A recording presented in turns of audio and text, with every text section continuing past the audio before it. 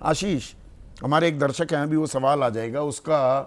दरअसल लब्बो-लुबाब ये है सवाल का कि भाई जो इजराइल और अमेरिका कर रहे हैं वो तो खुले ही दादागिरी दिखा रहे हैं।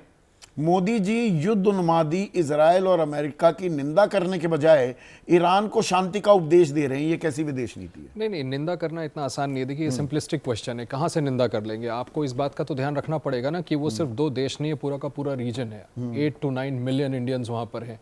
60% से सीधा 1 करोड़ मान लीजिए, मोटे मोटे 1 करोड़ लोग हैं। हमारी एनर्जी जो रिक्वायरमेंट्स है 60% से ज्यादा वहां से फुलफिल होती है उस पूरे रीजन से।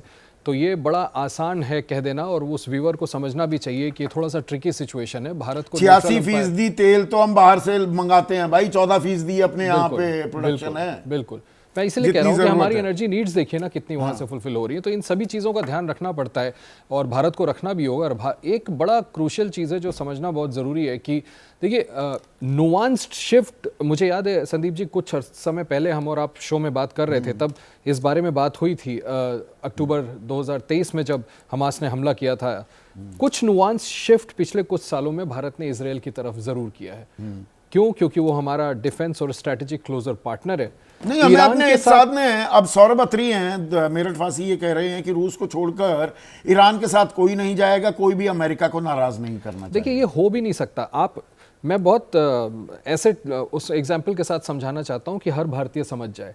आप देखिए, ईरान से हमारे पारंपरिक रिश्ते ज़रूर हैं, लेकिन अगर यहाँ 2 देश इन्वॉल्व है, हम भी पूरे दुनिया में संदीप जी घूमते हैं और लोगों को ये समझाते हैं जिनके पाकिस्तान से रिश्ते हैं कि हमसे कन्वेंशनल वॉर तो करता नहीं है। प्रॉक्सीज जो इंडिया स्पेसिफिक 3 टेरर ग्रुप्स बना रखे हैं, जैसे मोहम्मद, लश्कर-ए-तैयबा, हिजबुल मुजाहिदीन, उसका इस्तेमाल भारत के खिलाफ करता है। तो हम दुनिया से कहते हैं कि पाकिस्तान के खिलाफ भारत के साथ खड़े होकर उनको कंडेम करो। इसराइल और ईरान जब लड़ रहे हैं, सीधी लड़ाई हो रही होती तो फिर भी आप पक्ष ले सकते थे। ऐसे समय पर आपको ये कैलकुलेट तो करना पड़ेगा कि टेरर स्ट्राइक प्रॉक्सीज के जरिए कौन किस पे करा। बड़ा दिलचस्प सवाल है ये। पीयूष चाचरे हैं, हरदावासी हैं आशीष, ये कह रहे हैं पूंजीवादी, विस्तारवादी और अवसरवादी देश चाहते हैं कि विश्व युद्ध हो जिसका भुगतान विकासशील देश भुगतेंगे। मतलब जो कॉस्ट है वॉर की वो विकासशील देशों की हड्डी तोड़ रीढ़ की हड्डी तोड़ देगा, अमेरिका के कोई असर पड़ने वाला नहीं है। देखिए, आर्ग्यूमेंट ये लड़ाई अमेरिका चीन आर्थिक युद्ध की भी तरफ जाती दिखाई दे रही है क्या? देखिए, संभव है, लेकिन मैं फिर कह रहा हूं कि argument is on the other side also. कौन सा मुल्क जिम्मेदार है और कौन सा नहीं है, ये भी तो देखना होगा ना कहीं इस बात का आपको, ठीक है, यहां बैठ करके हम कह सकते हैं कि उनके पास न्यूक्लियर बॉम्ब नहीं है और आने वाले समय में दोबारा उनके पास, अब ईरान न्यूक्लियर कैपेबिलिटी बढ़ा लेगा, न्यूक्लियर बॉम्ब्स बना लेगा। इस बात की क्या पुष्ट जानकारी है कि उनके पास न्यूक्लियर बॉम्ब नहीं है? और अगर नहीं है तो क्या उनके पास इतना एनरिच्ड मटेरियल नहीं है? जो अमेरिका की नेशनलिस्ट इंटेलिजेंस की डायरेक्टर हैं तुलसी गाबार्ड, उन्होंने तो कांग्रेस में अंडर ओथ कहा है कि नहीं, 2003 में वो परमाणु हथियार बनाने वाला प्रोग्राम, वो अप्रसार को प्रसार में तब्दील पर रोक लगा दी थी और वो आज तक वो शुरू नहीं हुआ। ये तुलसी गाबार्ड कह रही है। ये तो आप तब की बात कर रहे हैं। आज डोनाल्ड ट्रंप, उनके मौजूदा राष्ट्रपति, क्या कह रहे हैं? खुद अपनी इंटेलिजेंस एजेंसीज को डिस्कार्ड कर चुके हैं वो। आज की तारीख में अगर मैं फिर कह रहा हूं कि ठीक है, चले हम मान लेते हैं फॉर द आर्गुमेंट से कि 9 से 10 न्यूक्लियर बॉम्ब बनाने की कैपेसिटी हो सकता है कि ईरान के पास है। नहीं, तो इजराइल के पास तो ऑलरेडी न्यूक्लियर परमाणु हथियार हैं।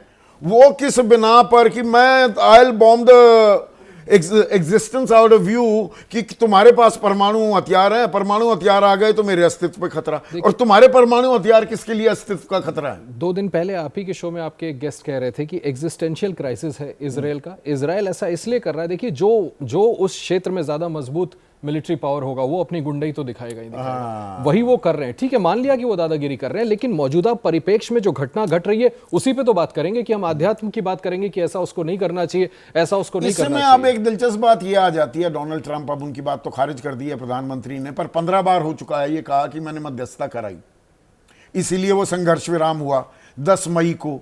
बहुत से लोग आज भी देश में ये सवाल पूछ रहे हैं आशीष, और आपसे भी पूछ रहे होंगे कि भाई जब गिड़गिड़ा रहा था, बिलबिला रहा था, घुटनों के बल आ गया था पाकिस्तान, तो हमने कीमत क्या वसूली? हम पीओके क्यों नहीं मांग लिया? या राजनाथ सिंह कह रहे थे 3, अगली बार करेगा तो 3 आतंकी मांग लेंगे।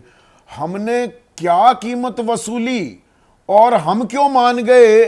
यहां पर ये लोग ईरान को बॉम्ब कर रहे हैं और रुकने का नाम नहीं ले रहे। दूसरे हफ्ते के अंदर दूसरा हफ्ता भी खत्म होने को हो रहा है इस युद्ध को। देखिए, शायद यही एक इंटेलिजेंट तरीका शायद प्रधानमंत्री नरेंद्र मोदी का आज बड़ा इंटरेस्टिंग मुझे लगा कि ईरान के राष्ट्रपति से उन्होंने बात की, but to decide to put that out on X says a lot. शायद वो अमेरिका को एक टैसिट संदेश भी दे रहे हैं कि आप अगर आसिम मुनीर को बुला करके मिल करके उनके साथ लंच कर सकते हैं, क्योंकि आपको ईरान में पाकिस्तान की मदद लेनी है, तो ठीक है, हम भी ईरानियन प्रेसिडेंट से बात कर रहे हैं और हम उनको छोटा समर्थन दे रहे हैं। कमेंट चाहूंगा तीनों जनरल से।